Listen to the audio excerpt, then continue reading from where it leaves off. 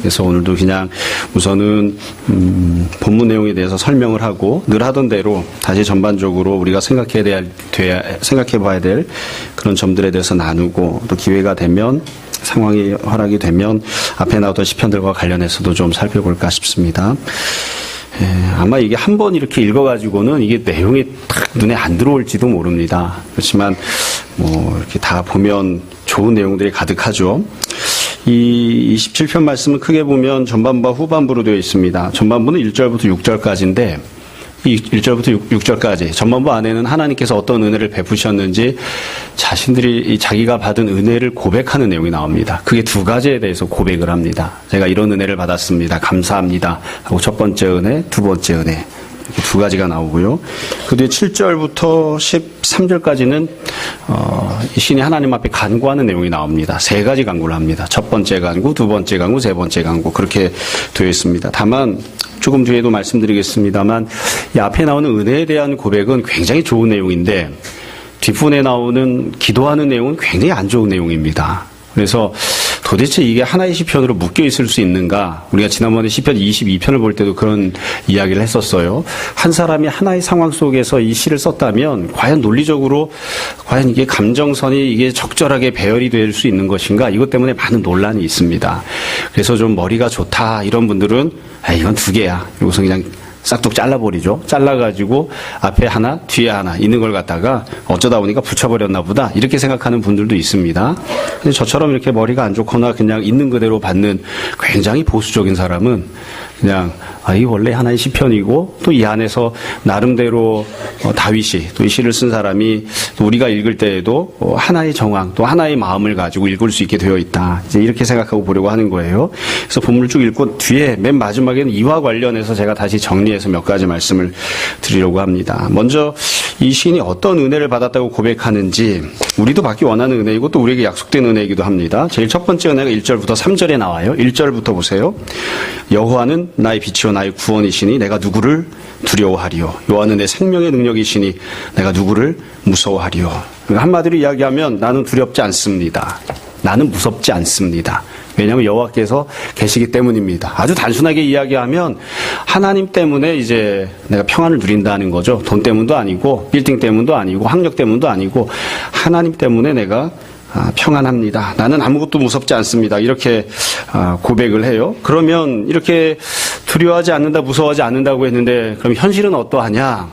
이 사람이 정말 모든 것들이 평안하고 좋기 때문에 이렇게 이야기를 하느냐? 2절에 보면 현실이 나와요. 악인들이 내 살을 먹으려고 내게로 왔으나 나의 대적들, 나의 원수들인 그들은 실족하여 넘어졌도다. 잘 보시면 과거형입니다. 현재 상황은 아니고요. 이미 지나간 상황이에요. 그러니까 이런 상황이 있었는데 하나님께서 은혜 베푸셔서 이 모든 것들을 정리하게 하시고 해결해 주셨기 때문에 내가 평안하다 이렇게 고백하는 거죠. 2절에 보면 사실 우리는 그냥 쭉 읽었지만 굉장히 무시무시한 표현입니다. 악인들이 내 살을 먹으려고 내게로 왔다. 죽여가지고 죽이는 건 당연한 것이고 죽여서 뜯어먹으려고 왔다. 이렇게 이야기를 하는 거예요. 과거에 이런 상황이 있었는데 그런데 하나님께서 이 모든 문제들을 정리를 해주셨다. 그렇게 표현한 거죠. 3절에 보면 다시 고백을 해요. 군대가 나를 대적하여 진칠지라도 내 마음이 두렵지 아니합니다.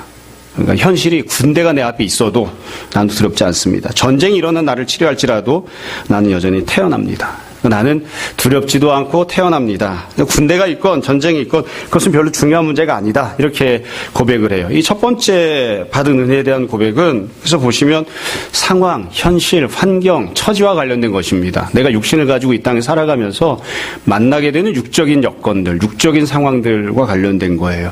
그리고 일정 부분은 지나간 것이죠. 앞으로 주님 은혜를 베푸실 것입니다. 이게 아니라 이미 이런 은혜를 받았다. 이미 받은 은혜에 대해서 고백을 합니다. 그래서 한마디로 이야기하면 현실과 관련되어 있는 육적인 삶과 관련되어 있는 그런 현재의 상황들 처지와 관련되어 있는 이미 받은 은혜가 있어서 내가 마음이 평안합니다. 두렵지 않습니다. 이렇게 고백을 했습니다. 늘 말씀드리지만 사실 상황을 바꿔주시는 것도 하나님의 은혜가 있어야 이게 되는데 어찌 보면 그보다 더 큰 은혜는 지금 이 시인이 고백하는 것처럼 마음과 관련된 게 아닐까 싶습니다.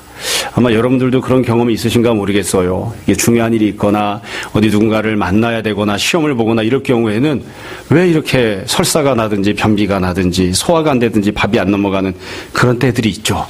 저는 뭐 별로 그래 본 적이 없습니다. 그냥 이러나 저러나 늘 편안하게 먹고 마시고 지내는데 가끔 보면 성도들 중에 그냥 고작 그까짓 아무것도 아닌 중간고사만 앞에 와도 그냥 애가 설사를 해대는, 잠을 못 자는, 차라리 그 시간에 공부를 한 잘 더 할 것이지 공부는 안 하면서 잠을 못 자고 설사를 하고 막 이런 경우들이 있다고요. 그래서 상황이 전쟁이 나고 뭐 대적들이 진을 치고 군대가 앞에 있고 이런 상황과 상관없이 내가 마음이 평안합니다. 나는 두렵지 않습니다. 이건 굉장히 큰 은혜를 받은 거예요. 하나님께서 이런 마음을 가질 수 있게 해주신 거니까 하나님께서 상황을 만져주셨을 뿐만 아니라 이 성도의 마음도 만져주셔서 평안함을 누리게 하셨다. 여러분들은 이런 평안함을 갖고 계십니까? 예. 둘 중에 하나입니다. 은혜를 많이 받아서 평안하거나 아니면 바보 천치거나. 그렇죠? 예. 앞에 군대가 있는데 편안하단 말이에요, 지금. 바보 천치거나 아니면 은혜를 많이 받아서거나. 만약에 평안하실 경우에 잘 생각해 보세요. 나는 믿음이 있어서 평안한가? 아니면 무대책이고 옆 사람에게 민폐를 끼치고 바보 천치면서 이렇게 평안한 것인가? 모두가 다 믿음 가지고 평안 누리시는 그런 은혜 받은 여러분 되셨으면 좋겠습니다. 두 번째 받은 은혜는 4절부터 6절까지 나와요. 4절을 보세요.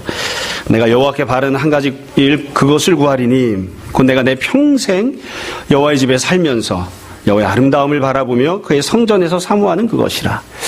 이 성도가 지금 바라는 일이 있다 하면서 사실은 이게 받은 은혜예요. 받은 은혜를 지금 고백을 하는데 자기가 평생 동안 여호와의 집에서 살기를 원한다. 이렇게 기록하고 있습니다. 저도 마음에 간절히 바라는 소원이기도 합니다. 일단은 지금 살고 있는 집에서 아내에게 쫓겨나지 않고 평생 살기를 원하고 하나님에게 쫓겨나지 않고 하나님의 집에서 평생 살기를 원합니다. 웃으시는 분들은 이게 얼마나 심각한지 몰라서 웃으시는 거예요. 예.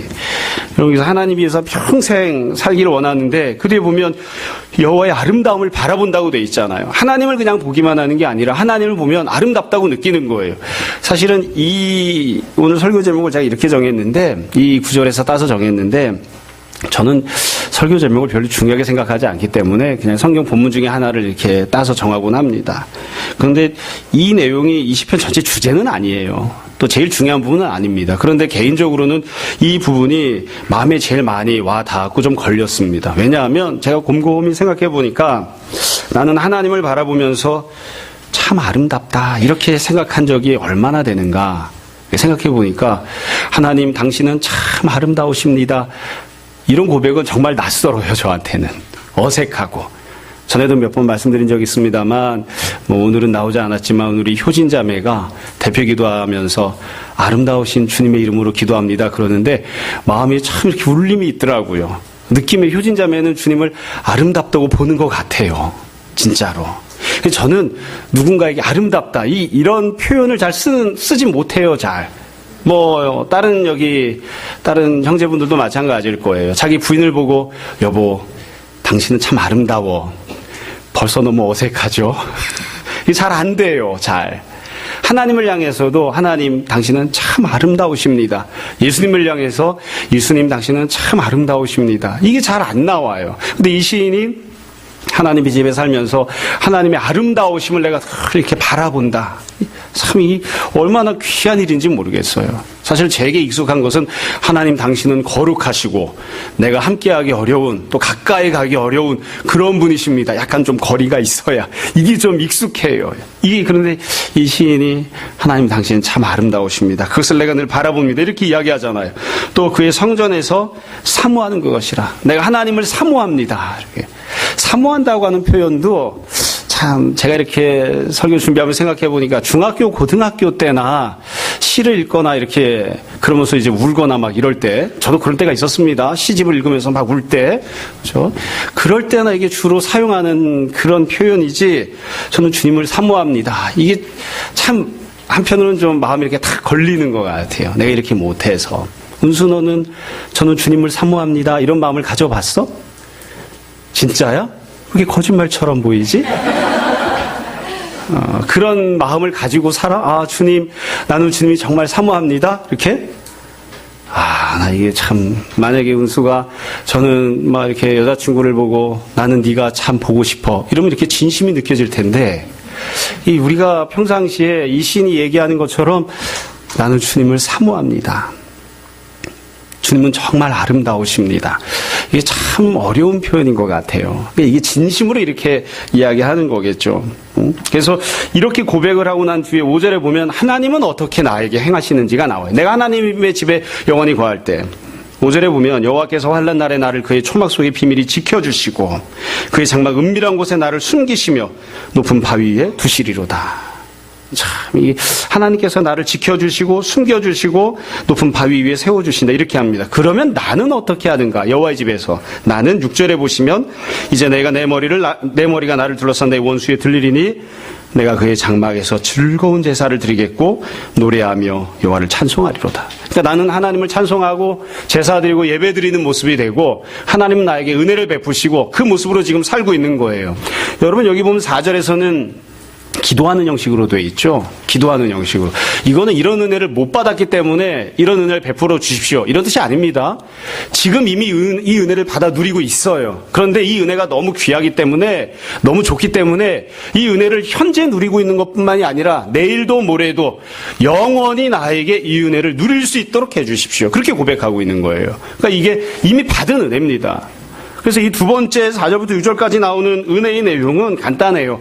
하나님과의 관계와 관련된 거죠. 하나님께서 나에게 이러이러한 은혜를 베풀어 주셔서 하나님을 누리게 하셨습니다. 그래서 시인이 지금 두 가지 은혜에 대해서 고백을 해요. 자신이 어떤 은혜를 받았는지. 첫 번째로는 육적인 삶을 살아가면서 이 땅에서 주변 환경, 상황, 처지 여러 가지 문제와 관련해서 하나님께서 나에게 은혜를 베풀어 주셨습니다. 이렇게 고백하고요.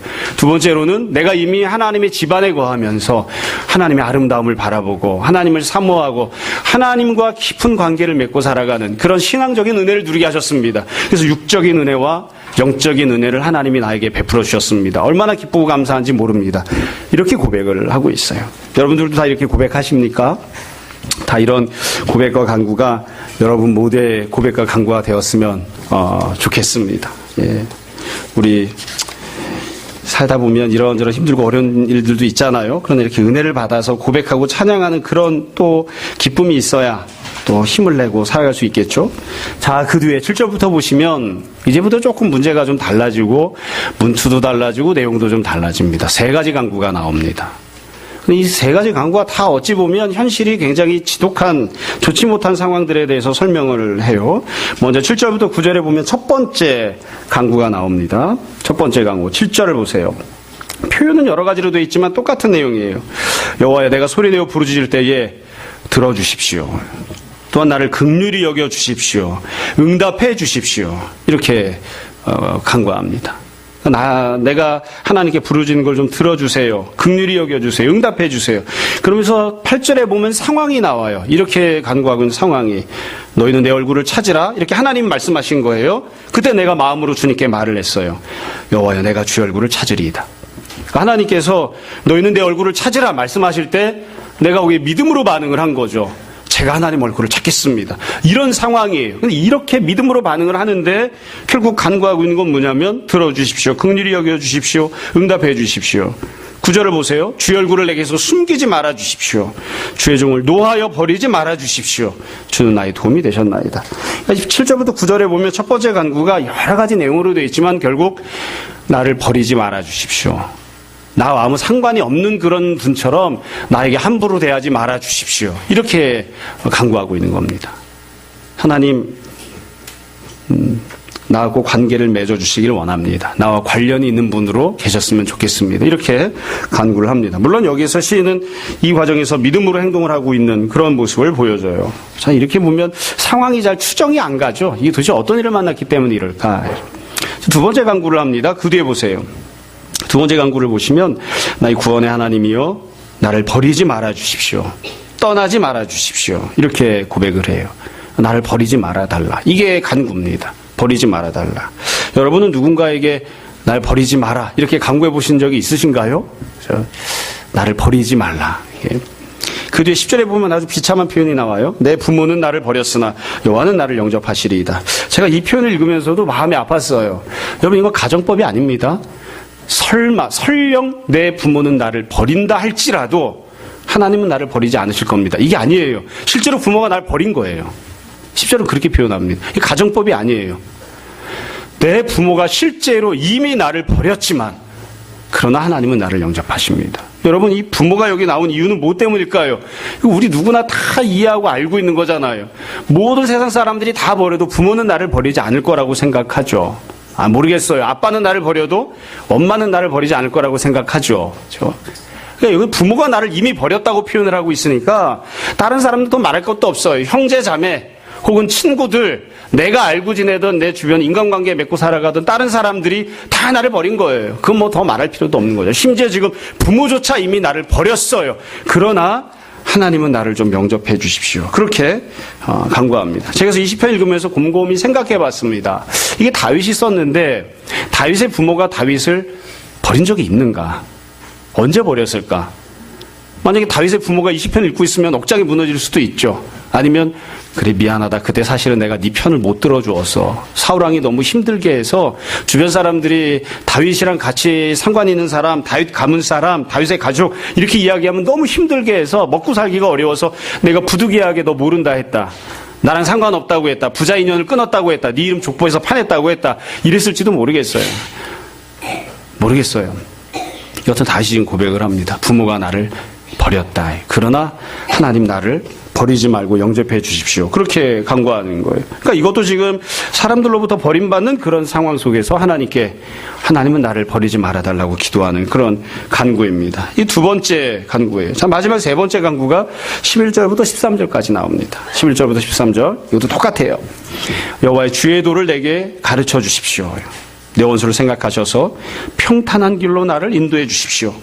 내 생명을 내 대적에게 맡기지 말아 주십시오. 그 현실이 나오죠. 위증자와 악을 토하는 자가 일어나서 나를 치료합니다. 이게 좋지 못한 현실이에요.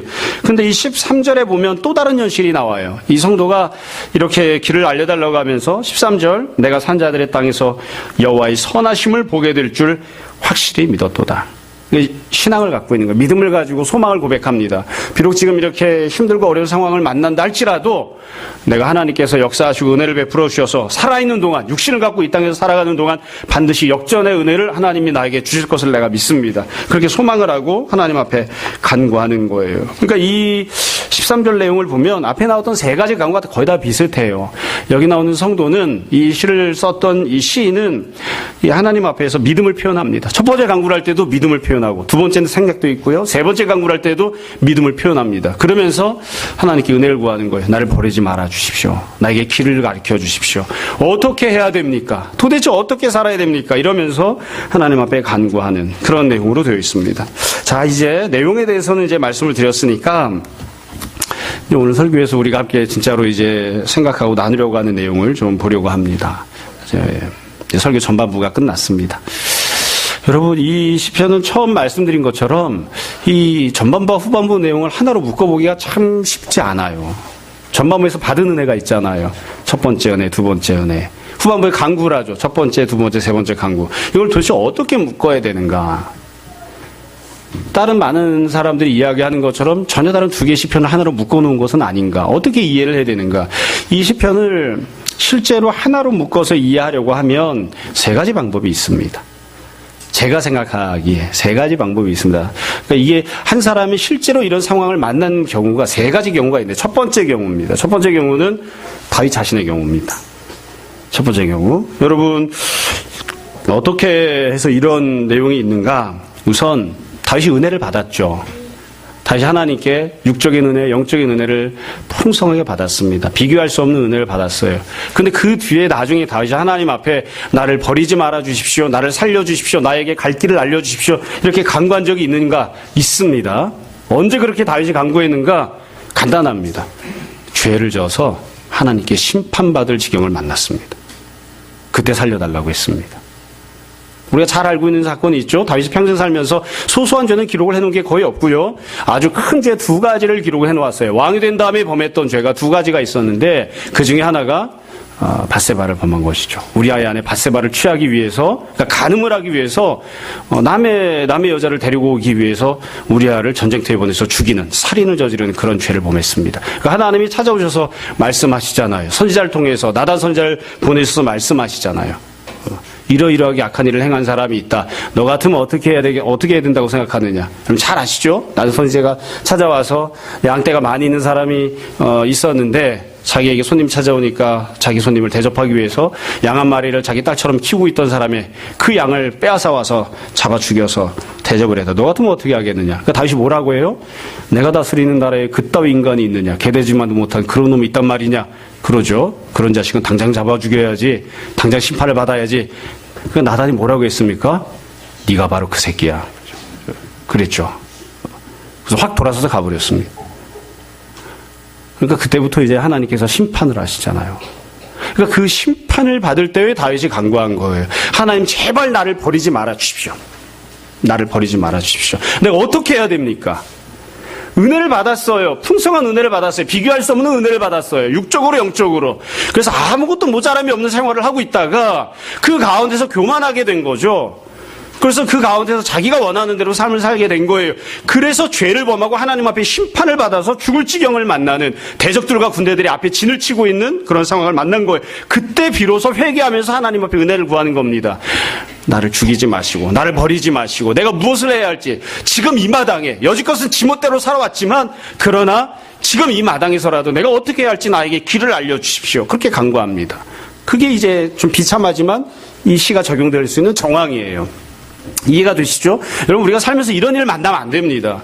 은혜를 받은 사람이 죄를 짓습니다. 죄를 지을 때 죄만 범하고 살던 사람, 심판 속에 있던 사람들, 그런 사람들만 죄를 범하는 게 아니라 풍성한 은혜를 받아서 남부러울 곳이 없었던 사람들, 간질거리가 넘치던 사람들도 교만하게 죄를 범하는 때들이 얼마나 많은지 몰라. 이게 비극적인. 근데 이거 말고 두 번째로도 생각할 수 있는 경우가 있습니다. 이것도 마찬가지로 다윗과 관련된 거예요. 다윗도 이 두 번째 경우처럼 살았고요. 우리도 그렇게 살아야 되는데 그게 무엇이냐면 앞에서 은혜를 고백했잖아요. 그 은혜를 풍성하게 받고 있는 상황 속에서 사실은 아무 문제가 없는데 은혜를 받은 상황 속에서 이와 같이 기도하는 겁니다. 문제는 없어요. 현실 속에.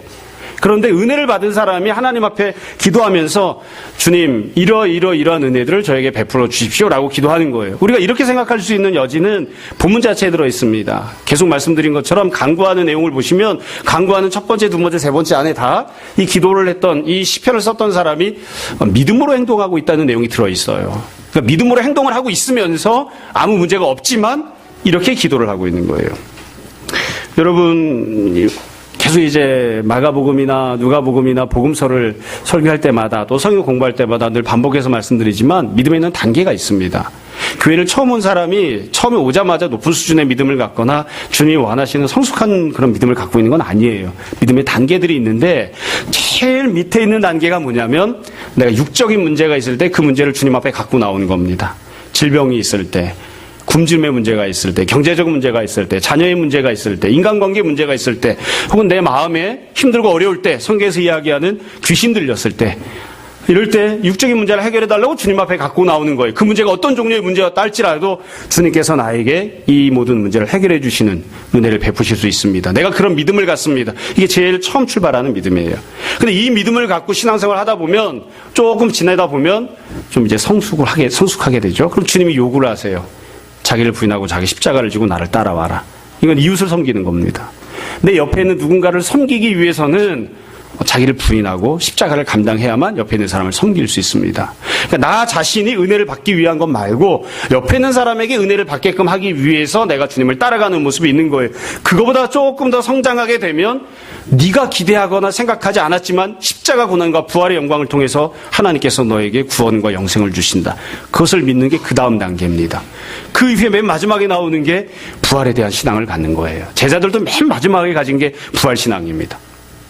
그래서 믿음이 단계가 있어요. 근데 지금 처음에 이 시편에서 전반부에 나오고 있는 건 어떻게 이야기할 수 있냐면 전반부에 고백하고 있는 받은 은혜들, 이미 받은 은혜는 이 모든 믿음의 단계들을 다 거쳐서 모든 걸 다 받은 거예요. 그리고 지금 간구하고 있는 내용은 뭐냐면 맨 밑바닥 걸 간구하고 있는 겁니다. 맨 밑바닥 것을.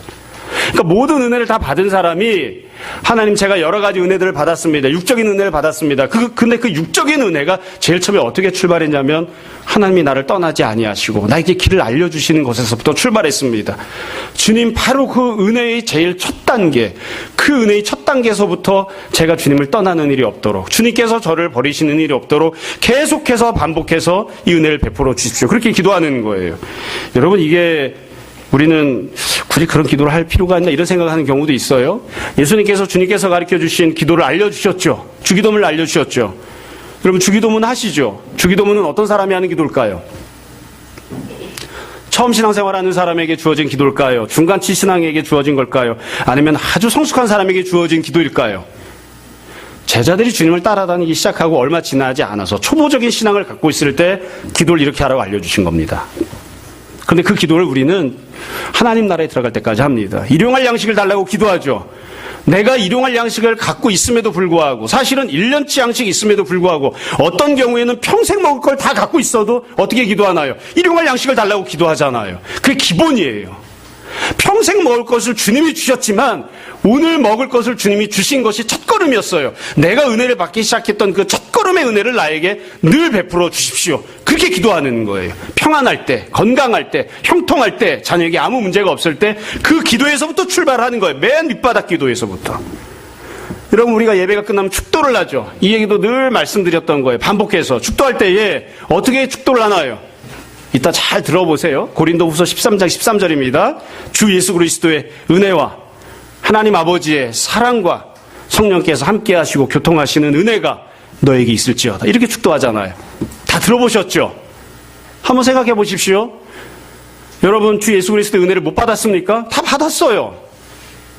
하나님의 사랑을 못 받았나요? 다 받았어요. 성령님의 교통하심이 없나요? 다 있다고요. 이미 받은 은혜를 축도하고 있는 거예요. 한 번도 받아본 적이 없는 은혜를 축도를 통해서 지금 한번 맛봐보자. 그게 아니에요. 이미 받은 은혜. 이거는 20년 전에도 받았고 30년 전에도 받았어요. 교회 생활 시작하면서, 신앙생활 시작하면서 처음부터 받은 거예요. 내가 적어도 예수님 믿는다고 고백하면 축도할 때 받는 그 축도 안에 포함되어 있는 내용을 다 받은 거예요. 못 받은 사람이 한 명도 없어요. 그럼에도 불구하고 날마다 예배 드릴 때마다 이 축도를 하고 복을 빌어준다고요. 그러니까 신앙생활을 하면서 받게 되는 은혜, 내가 많은 은혜를 받았는데 그 많은 풍성한 은혜 중에 제일 첫 번째 단계의 은혜를 구하는 거예요. 제일 첫 번째 단계의 은혜를. 근데 이건 신앙생활에서 매우 중요한 것 같습니다. 가끔 제가 농담처럼 이야기하지만 뒤돌아 생각해보면 저는 참 평안하고 건강하고 문제없이, 딴 사람들은 웃을지 모르지만 형통하게 지내온 것 같습니다. 큰 문제가 없어요. 나만 속을 안 새기면 돼. 나만 문제를 안 일으키면 돼. 그냥 큰 문제 없이 지내고 있습니다. 나는 어떤 기도를 하나 생각을 해봤어요.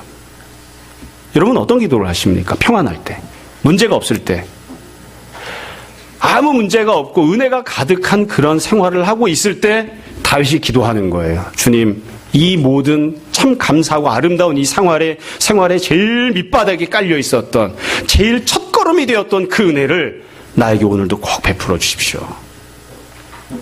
이 모든 것들의 맨 밑바닥, 맨 바닥에 깔려있는 제일 기초가 되는 은혜가 주님으로부터 주어진 것입니다. 나를 버리지 마시고 나에게 길을 알려주시고 나와 함께 해주십시오. 그렇게 간구하는 거예요. 여러분, 우리도 그게 필요합니다. 건강할 때 무엇을 위해서 기도해야 됩니까?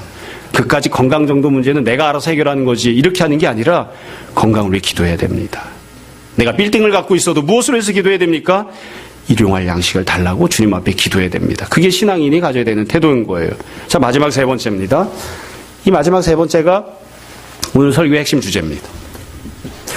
이 시편에서 전반부와 후반부가 도대체 어떻게 해야 하나로 맞물릴 수 있는가? 어떤 상황에서 한 것일까? 사실은 우리가 성경을 읽을 때마다, 그리고 교회에서 어떤 이야기를 할 때마다 어떤 질문이 던져지건 대답은 정해져 있잖아요. 모든 질문에 대한 대답은 무엇이죠? 함이나 목사님 물어보면 항상 정답이 뭐지? 몰라? 예수님, 엄마가 알려주셨습니다. 하민이도 알고 있었지? 여러분, 이 시편도 마찬가지. 앞에 나왔던 26편, 25편, 24편 모든 시편 예수 그리스도를 바라봅니다. 예수 그리스도께서 비록 다윗은 잘 모르고 선포하고 예언하고 찬양했지만 예수 그리스도께서 다 성취하신 거예요. 그래서 27편의 모든 내용도 주님께서 성취를 하셨습니다. 여러분, 예수님이 어떤 분이신가 생각해 보세요. 육신을 입고 이 땅에 내려오시기 전에 주님은 천국에 계셨습니다. 하늘나라에 계셨죠. 그곳에서 주님이 은혜를 받은 게 아니라 주님은 모든 것들이 풍요로운, 모든 것들이 영광 가운데 충만한 그런 생활을 하셨어요. 영적으로 다 모든 것들이 구비되어 있는 그런 생활을 하셨습니다. 그러다 주님이 이 땅에 내려오십니다. 육신을 입고 고난 가운데. 그렇기 때문에 주님이 당하신 일들이 있죠. 육신을 입고 내려왔기 때문에 주님께서 고난을 당하시고 대적들이 둘러 치료하고 어려움을 당하게 됩니다. 그래서 십자가에서 주님께서 외치신 것처럼, 시편에 나오는 것처럼 엘리엘리 라마 사박다니 어찌 나를 버리시나이까, 그런 상황을 만나게 된 거예요. 간단합니다. 예수님 이 시편을 성취하세요. 모든 영광을 다 갖고 계신 예수님께서 하나님의 뜻에 순종하기 위하여 직분을 감당하는 자, 소명대로 순종하는 자, 우리를 구원하시기 위해서 메시아 역할을 감당하시기 위하여 육신을 입고 이 땅에 내려오시면서부터 이와 같은 간구를 하게 된 거예요. 이 간구가 필요하게 된 거예요. 만약 주님께서 영광 받으시는 본래의 모습대로만 가만히 계셨으면 이런 간구를 하실 필요가 없었어요. 이런 간구를 할 필요가 없었어요. 이건 우리도 그렇기 때문에 마찬가지입니다. 우리가 하나님께 은혜를 받았습니다. 육적인 은혜, 영적인 은혜를 받았습니다. 모든 것들이 다 기쁘고 감사하고 참 풍성해서 아무도 모자란 게 없어요. 그 상황에서 가만히 있으면 우리는 1번, 2번, 3번을 간구할 필요가 없어요. 근데 주님께서 우리에게 무언가를 부탁하시고 맡기시고 직분을 주신다고요. 소명을 주신다고요. 내가 너에게 이러이러한 것을 맡기기를 원한다. 네가 가서 교회를 세우는 자가 되라. 네가 가서 선교를 감당하는 자가 되라. 네가 교회 안에서 이러이러한 사람들을 섬기는 자가 되라. 주님께서 직분을 주세요. 그러면 그 직분을 맡기 시작하면, 내가 이미 은혜를 받은 상황에서 직분을 맡기 시작하면, 직분을 감당하기 시작하면, 주님이 가라는 그 길을 가기 시작하면 죽을 일들이 생깁니다. 고난이 생깁니다. 그래서 하나님께 기도하게 되는 거예요. 주님, 나를 버리지 말아 주십시오. 내가 어떻게 해야 하는지를 알려주십시오. 그렇게 기도하게 되는 거죠. 여러분, 이건 우리가 인생을 살면서도 어려운 내용이 아니라 늘 일상적으로 적용할 수 있는 부분인 것 같아요. 아이가 성장을 합니다. 엄마가, 아빠가 그 아이를 양육하기 위해서 온갖 힘을 기울여 참 헌신하고 노력을 기울여주죠. 부족함 없이 잘 성장을 했어요. 은혜 가운데 살았습니다. 육적으로, 영적으로. 다 여러분 그런 가정이 되시기 바랍니다. 그런데 그 아이가 대학을 가고 대학을 졸업하고 혹은 여하튼 취업을 하게 되었습니다. 자기가 뭔가를 해야 되는 시점이 된 거예요. 그러면 무슨 기도를 하게 될까요? 어떻게 기도를 할까요?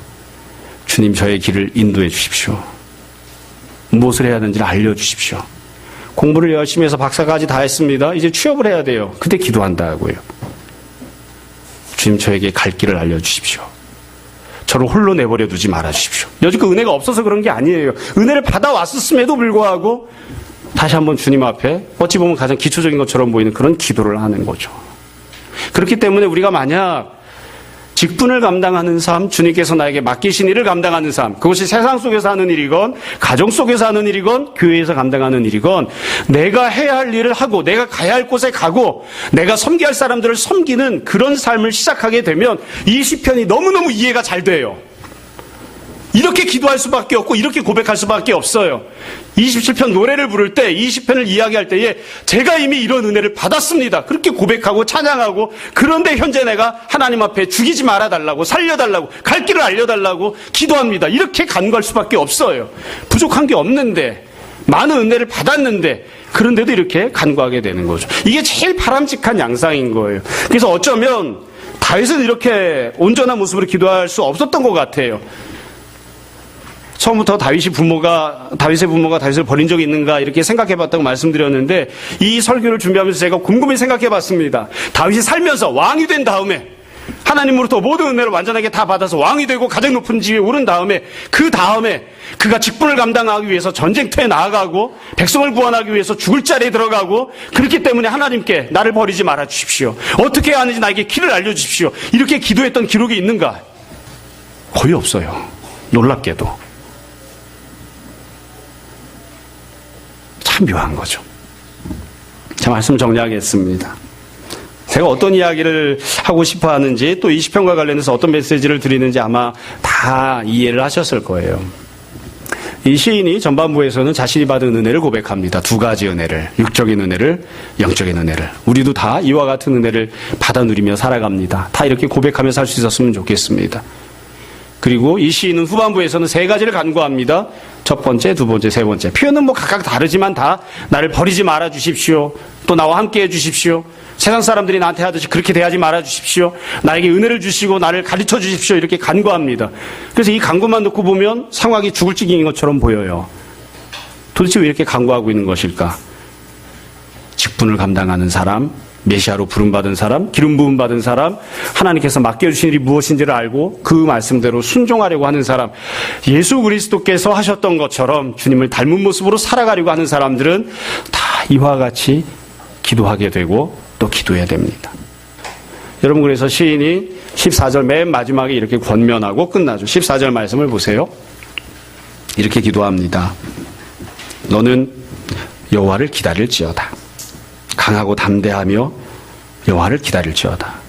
그래서 저는 그런 것 같아요. 이 권면은 은혜를 받아서 하나님께 보냄받은 자가 어려운 고난을 만났을 때에 그래서 다윗이 그 사람을 향해 그 사람을 바라보며 권면하는 거죠. 포기하지 마라. 낙담하지 마라. 힘겨워하지 마라. 주님이 너와 함께 하실 것이다. 결코 주님이 너를 버리지 않아. 결코 주님께서 너를 깜깜한 그 가운데로 내버려 두시지 않으셔. 너를 인도하시고 너와 함께 하실 것이야. 그러므로 주님을 기다리는 자, 강하고 담대한 자, 주님께서 맡기신 직분을 잘 감당하는 자가 되라. 여러분, 우리가 삶을 살아갈 때에 모쪼록 바울이 고면했던 것처럼, 베드로가 고면했던 것처럼 죄를 범하여 형벌당하는 그런 사람들로 사는 것이 아니라 다윗이 왕위에 올라갔다가 죄 짓고 심판받아서 그제서야 갈 길을 알려달라고 호소하는 그런 모습으로 사는 것이 아니라 은혜 받은 자들이 되고, 은혜 받은 그 이후에 주님 맡겨주신 직분과 소명을 잘 감당하는 자들이 되고, 그래서 감사기도 하고 간절하게 부르짖고 기도하는, 간구하는 그런 성도들이 다 되었으면 좋겠습니다. 마지막 주님 앞에 서는 그날 주님께서 맡겨주신 일들을 잘 감당하고 주님께 칭찬 듣고 상급받는 우리 모두가 다 되기를 주님 이름으로 축원합니다. 잠시 기도하겠습니다. 오늘 말씀을 정돈해 보십시오. 이 시간 우리 함께 회개와 결단에 기도하겠습니다.